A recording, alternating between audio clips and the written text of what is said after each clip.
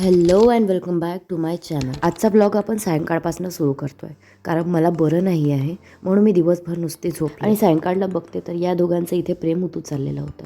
एक पार्सल आलं जे मम्मीने रिसीव्ह केलं होतं. सायंकाळी आधी म्हटलं चहा पिऊन घ्यावं छान गरम गरम आणि नंतर तो पार्सल ओपन करावं. तर माझ्या मुलीला काही ते राहावलं नाही म्हणून तिने आधीच त्याचं चिरफाड करून टाकलं. तिच्याच्याने पूर्ण काय ते ओपन झालं नाही. मग मीच म्हटलं की दे बाई, मीच तुला ओपन करून देते, पण माझ्यानेही काही ते जमलं नाही.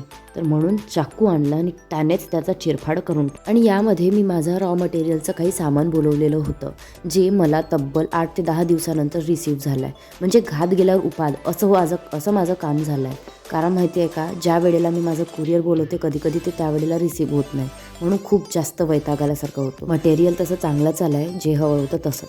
आणि सायंकाळला माझी बहीण काही शॉपिंग करून आली तर त्यातून माझी मुलगी ना त्या पर्स जरा चेक करून बघत होती की ते तिला व्यवस्थित होतात की नाही. आणि माझ्यासाठी तिने हा फॉर्मल असा मग घेऊन आली आहे जे मला नेहमी हवा असतो.